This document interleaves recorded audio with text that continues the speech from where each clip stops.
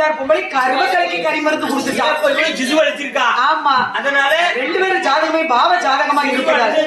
2 பேருக்குமே சிசு பிறக்க பாக்கியம் இல்ல என்று சொல்லி முடிச்சுட்டு சித்திரபுத்திர நயினார் போயிட்டாரு. அவர் வந்து ஏட்டு அப்படியே மடக்கிட்டு போயிட்டார். அப்ப பார்வதா தேடியானவள் அப்ப பார்வதியா போடி பார்வதியா போடி ஆண்டவனாகிய மாதிரி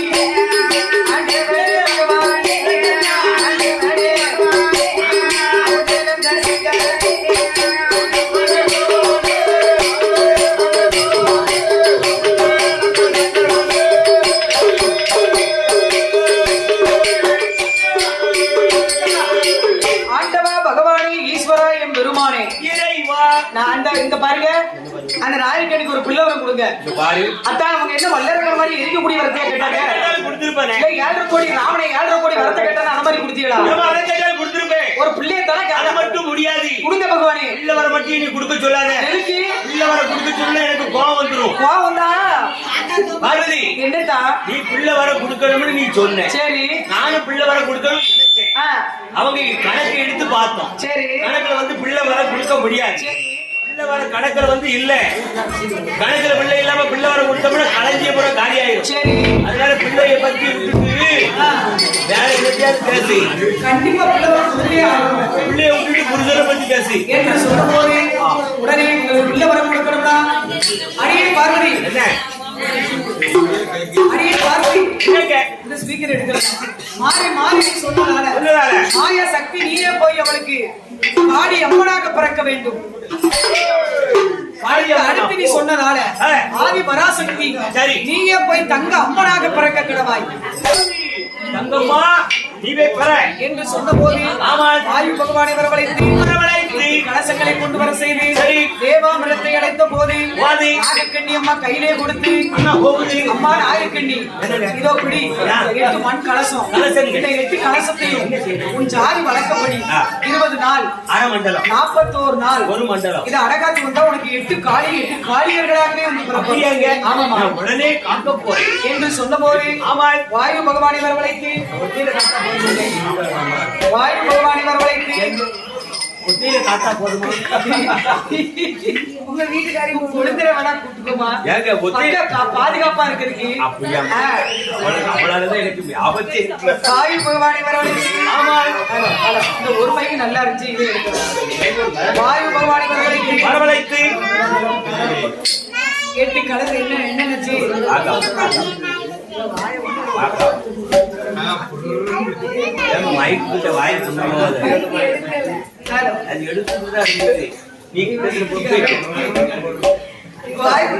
வாயு பகவானை வரவழைத்து இந்த ஒரு பைக்கு கொஞ்சம் நல்லா வைங்க. அதுக்கப்புறம் பாருங்க பச்சலியில முதல் வச்சிருந்த ஸ்பீக்கர் எடுக்கல.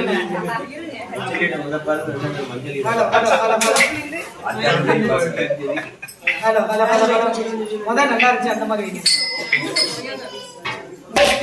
ஸ்பீக்கர் பேசிச்சான்னு பாருங்க. கொஞ்சம் வாயு பகவானை வரவழைத்து 8 கலசங்களை கொண்டு வர செய்து தேவாமிரத்தை அடைத்த போது நாகக்கண்ணியம்மா கையில 8 கலசத்தையும் கொடுத்த போது காளியம்மா பிறக்க போகும்போது ஏக்கா காளியம்மா பிறக்கும் போது ஒரு குளம் போட்டுங்க எனக்கா நல்லா இருக்கு. ஆமா அந்த அண்ணன் சண்டை எடுக்க தெரியுமா? அது தெரியும். அதெல்லாம் நல்லா இருக்கும். அதுக்கு வந்த பாருங்க காளியம்மா பிறந்தாங்களே இந்த ஆயி தங்கம்மா பிறந்தாங்களே ஒரு குழவை போட்டிருக்க. குழவை போடுறதுக்கு அந்த பிள்ளை எப்படி போடுறது அந்த வாயை பார்த்துருக்க.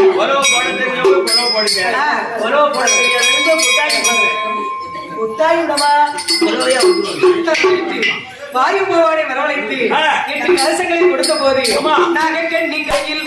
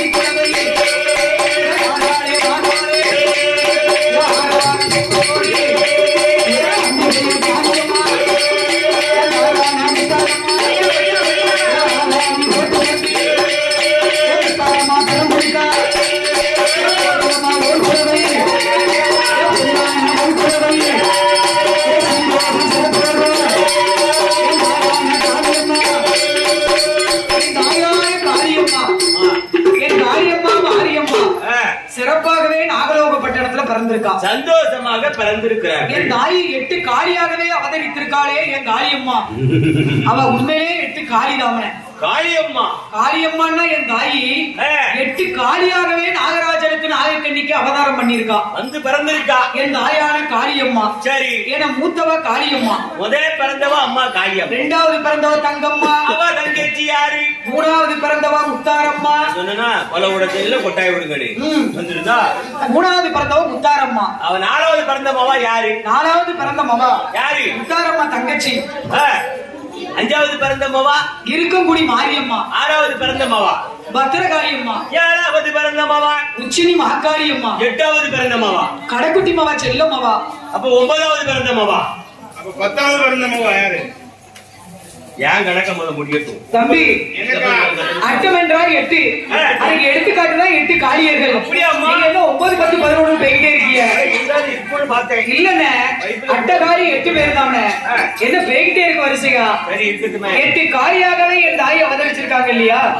என் தாயான காளியம்மா, காளியம்மா, மாரியம்மா. அவ அட்ட காளி 8 பேரும் சீரோடும் சிறப்போடும் என் காளியம்மா பிறந்த போது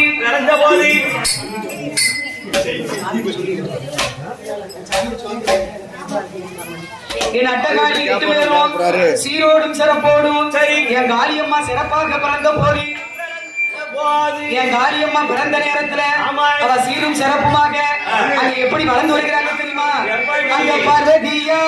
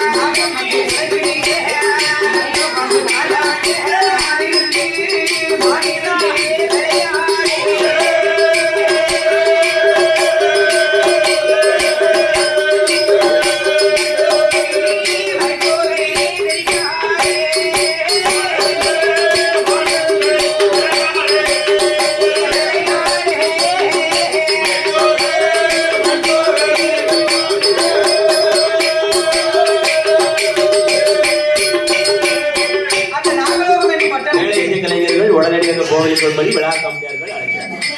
மீண்டும் மீண்டும் தெரியப்பட்டுவிடும் மேலை இசை கலைஞர்கள் உடனடியாக கோவில் சொல்படி விழா கமிட்டியார்கள் அழைக்கிறார். அந்த நாகயோகப்பட்டினத்தில் என் தாய் அட்டகாணி 8 பேரும் சிறப்பான முறையில் என் காரியம்மா வளர்ந்து வரும்போது சின்ன குழந்தை பாருங்க என் காரியம்மா சிரிச்சு சிரிச்சு விளையாடுறா. என் தாயான காரியம்மா அந்த நாகயோகப்பட்டினத்துல என் அம்மா எப்படி வளர்ந்து வருகிறா தெரியுமா? அவளை சின்ன சின்ன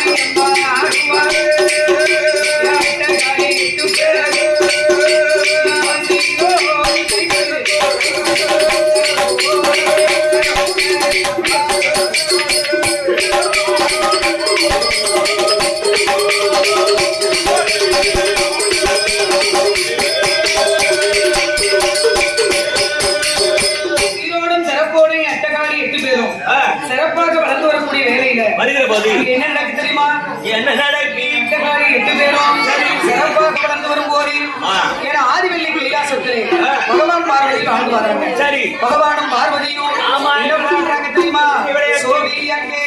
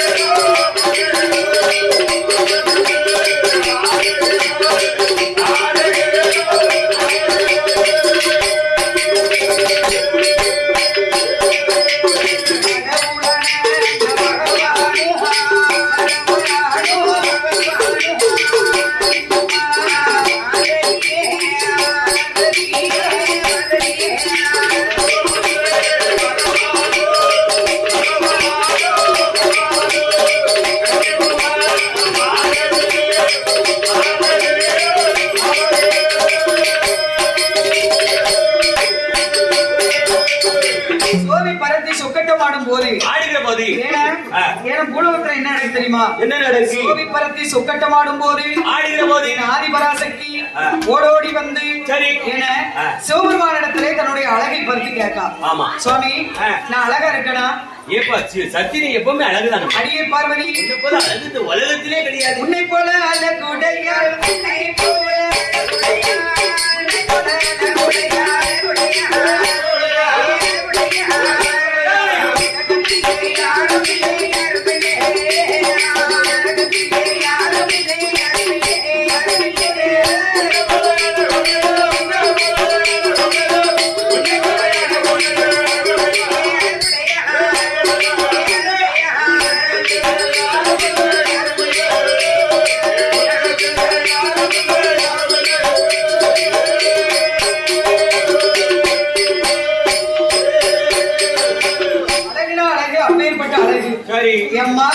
உன்ன மாதிரி அழகான பெண்ணே உலகத்துல இல்ல, உலகத்திலே நீதானமா அழகு அப்படின்னு சொல்லிட்டு பகவான் உலகம் போயிட்டாரு.